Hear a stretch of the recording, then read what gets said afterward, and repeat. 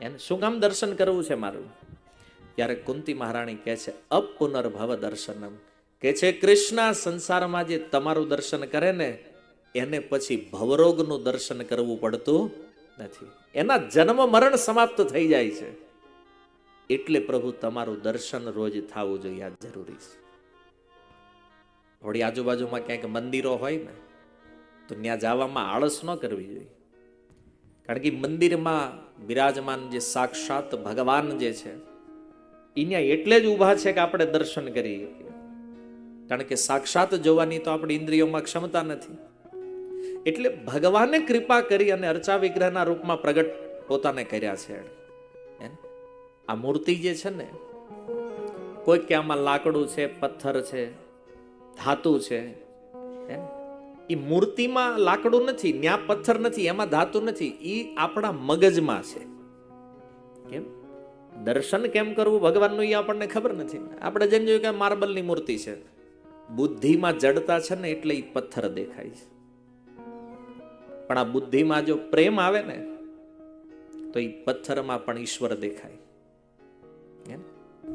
ઘણા લોકો એમ કે પણ એ તો મૂર્તિ કાંઈ બોલે નહીં, ચાલે નહીં. એ ન બોલે, હું કામ? કારણ કે લેવલ હોવું જોઈએ ને બોલાવાનું. આપણી યાર આપણા પાડોશી ન બોલતા હોય,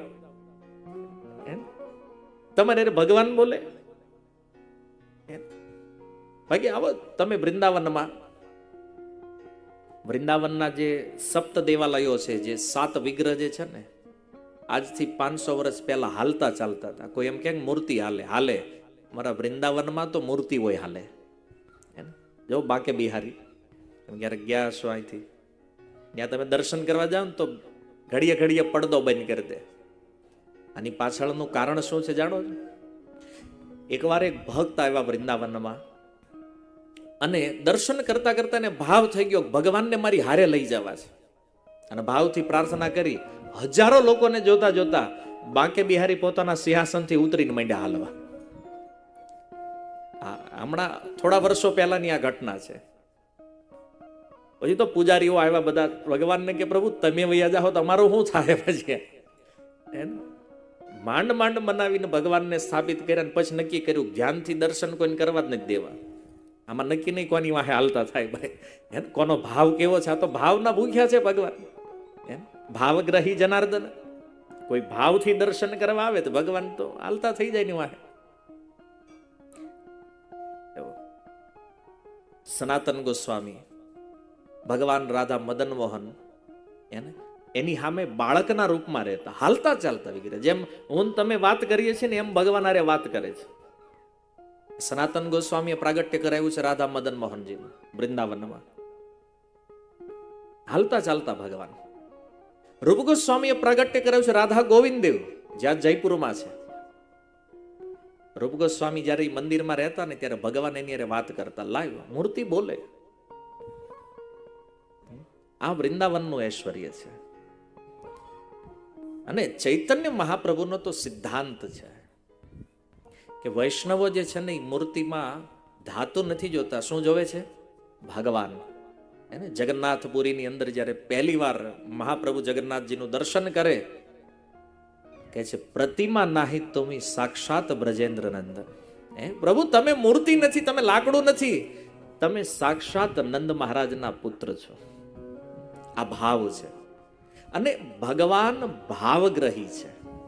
તો કોઈના હૃદયમાં એવો ભાવ હોય, પ્રેમ હોય તો એની હારે મૂર્તિ બોલે. આજે પણ વિગ્રહ બોલે, પણ એવી ભક્તિ, એવો પ્રેમ હૃદયમાં હોવો જરૂરી છે. કહેવાનું તાત્પર્ય છે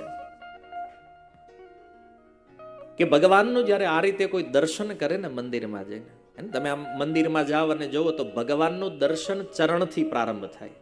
સૌથી પહેલા ભગવાનના ચરણનું દર્શન કરવાનું હોય, અને ચરણને જોઈ અને કથા તમને સ્મરણ આવે. હા, નવમ સ્કંદમાં જે ગંગાજીની ઉત્પત્તિ છે ભાગીરથી, આ ભગવાનના ચરણોથી નીકળી છે આ ગંગા. ભગવાનની કમરનું દર્શન કરો અને દામોદર લીલા યાદ આવે. આ ઈ કમર છે જેને બાંધવાનો યશોદાએ પ્રયાસ કર્યો છે, જેના ઉદરમાં અનેક રસ્સીઓ સમાણી છે, જ્યાંથી ભગવાન દામોદર થયા છે. એની નાભીને જોતા એ ભાવ આવે કે આ ઈ સ્થાન છે જ્યાંથી એક કમળ નીકળ્યું છે, જેની ઉપર બ્રહ્માજી આવ્યા. આ જગતનું ઉત્પત્તિ સ્થાન છે, જેનું દર્શન તમે કરી રહ્યા છો. એને ભગવાનનું સુંદર વક્ષસ્થળ જ્યાં લક્ષ્મીજી બિરાજમાન છે, ભગવાનનો ઈ સુંદર કંઠ જ્યાં કૌસ્તુભ મણિ બિરાજમાન છે, અને ભગવાનનું ઈ પ્રફુલ્લિત મુખ કમળ, જ્યારે એની ઉપર આપણી દ્રષ્ટિ સ્થિર થાય. જુઓ, દર્શનની પણ એક મહિમા છે.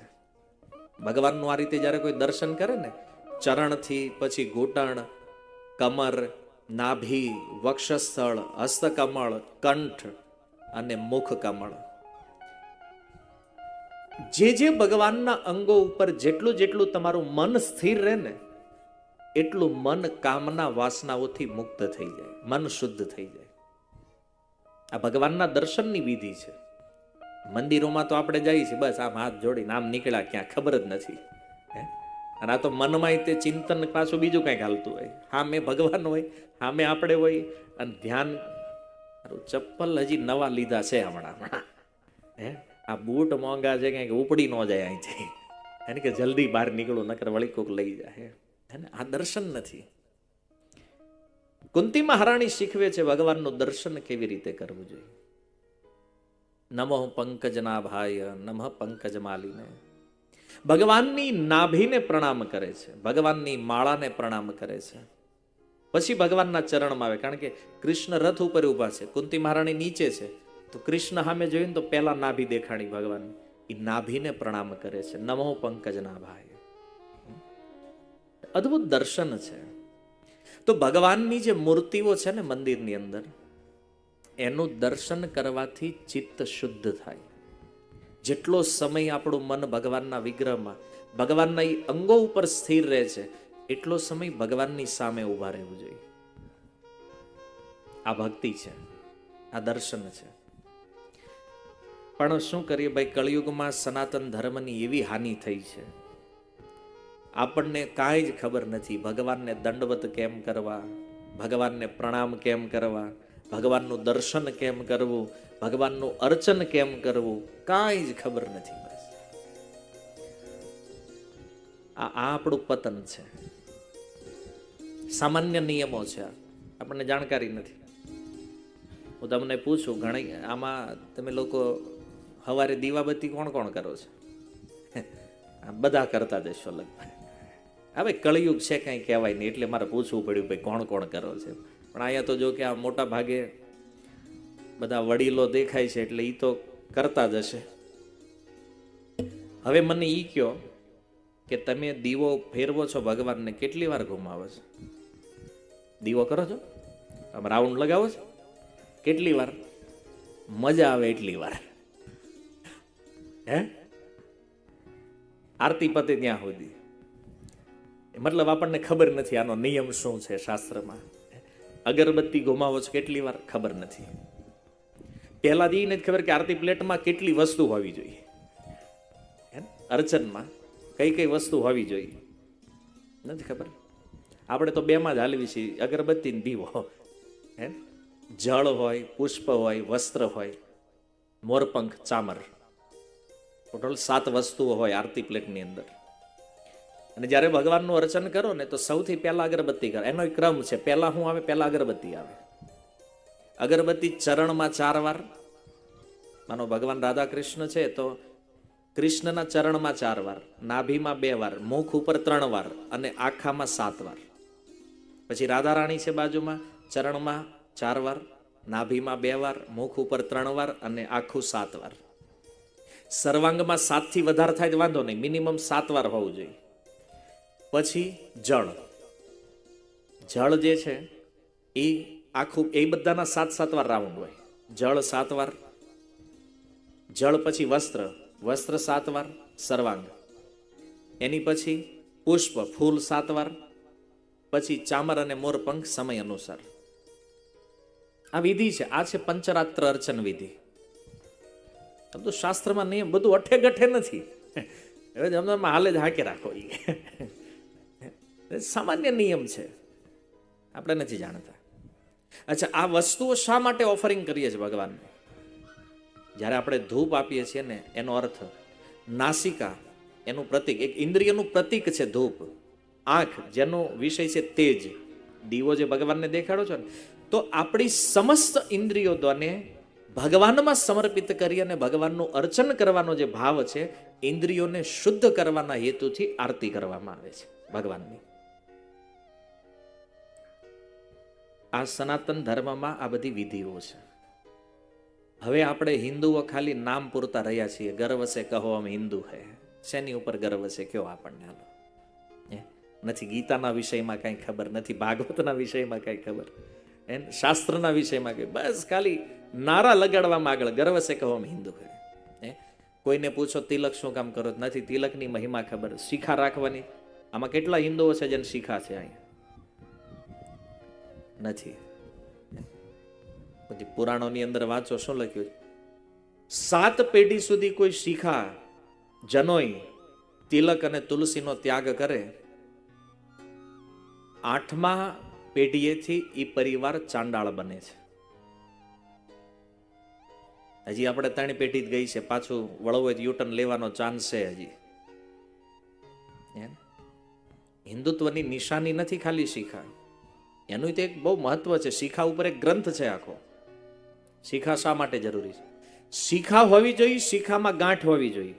અને ત્યાં સુધી શિખા નથી અને ગાંઠ નથી, જેટલું પણ કર્મકાંડ કરો છો ને એ બધું નષ્ટ થઈ જશે, એનું કોઈ ફળ નહીં પ્રાપ્ત થાય. કારણ કે શિખાની ગાંઠ જે છે ને એ પુણ્યને સંચિત કરે છે, પુણ્યનું અર્જન કરે છે. અને આપણે બસ ખાલી નામના હિન્દુ છીએ કહેવાના. 90% લગભગ આપણે ક્રિશ્ચિયન થઈ ગયા છે. શું કામ? ઉત્સવો એના ઉજવવાના. દિવાળીમાં એટલી મોજ ન કરી, 31st મજા લેતા હોય.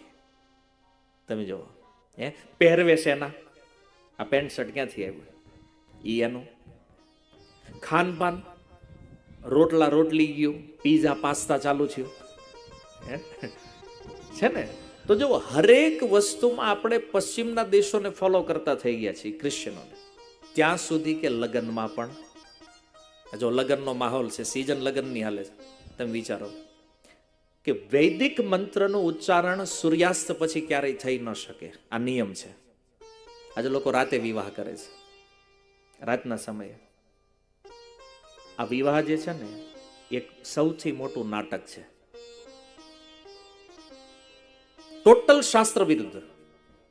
કારણ કે વિવાહની જેટલી વિધિઓ છે ને એ સવારમાં થાય, સૂર્યાસ્ત પછી તો કન્યાની વિદાય પણ ન થાય. ખબર નથી, મંડાણા જ બધા, સીમંત હોય તોય રાતે. શું કામ? આ આસુરી પ્રવૃત્તિ છે.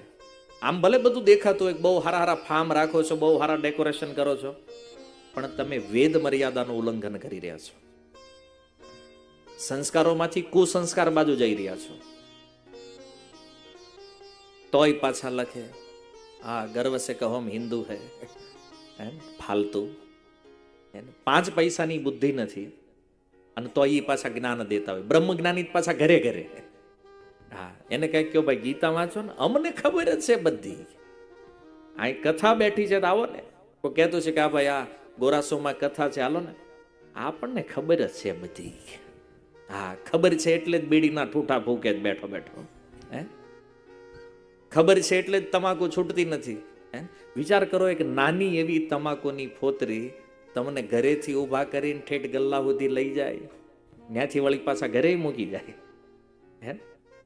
આટલા માયાથી જે બદ્ધ છે, અને પાછા હું સૂચના આપે છે, અમને ખબર છે બધી. જે એમ કે અમને બધી ખબર છે એટલે સમજો આને કાંઈ ખબર નથી, આ હોકો છે હાવ. અને આ ખબર છે કરી કરીને શાસ્ત્રનો દાટ વાળી દીધો છે આમના. એક સામાન્ય પ્રશ્ન હું પૂછું, મારા ગામમાં કોકને પૂછવું હોય પૂછ લેજો, ગીતા અને ભાગવત બે એક છે કે જુદું છે? 90% નહીં ખબર હોય. કારણ કે મારે કથાઓમાં ઘણી વાર લોકો પૂછે. એક વાર તો એવું બન્યું, એક ભાઈ એનાઉન્સમેન્ટ કરતો હતો કથામાં, બહુ ભણેલો ગણેલો ગ્રેજ્યુએટ. એ કે પ્રભુજી આપણને ભગવદ્ ગીતા મહાપુરાણની કથા કહેશે. હવે એની ખબર નથી ગીતા શું છે. ભગવદ્ ગીતા ઈ છે જેનો ઉપદેશ ભગવાન કૃષ્ણએ અર્જુનને કુરુક્ષેત્રમાં આપ્યો છે. અને શ્રીમદ ભાગવતી છે જે પાવન ગંગાજીના તટે શુકદેવજીએ પરીક્ષિત મહારાજને સંભળાવ્યું છે. બે એક નથી, જુદું છે બે. ભાગવત ગીતા છે અને એક ભાગવત છે. અને ઘણા લોકોને ભગવદ ગીતા બોલતા નથી આવડતું, ભાગવત ગીતા કે છે. ભાગવત ગીતા નથી, ભગવદ ગીતા છે. ભગવદ ગીતાનો અર્થ જે ભગવાન દ્વારા ગવાયેલું જે ગીત છે, એટલે એનું નામ ગીતા છે. અને ભાગવત એટલે ભાગવતનો અર્થ છે ભગવાનના, જ્યાં ભગવાનના દિવ્ય નામ રૂપ ગુણ લીલાની ચર્ચા છે. ઇતિ શ્રીમદ ભાગવતમ. આ અંતર છે બેમાં. ખાલી કોઈ સંપ્રદાયોમાં જોડાઈ જવું, તિલક કરી લેવા, માળાઓ કંઠીઓ ગળામાં નાખી દેવી, શું કામ? તાકે લોકો આપણને નાસ્તિક ન કહે એટલા માટે. નો ડાઉટ આને તમે ધર્મ કહી શકો, તમે ધાર્મિક થયા છો, પણ અધ્યાત્મ નથી, આધ્યાત્મિક નથી. તમે અધ્યાત્મ નથી આપણી અંદર.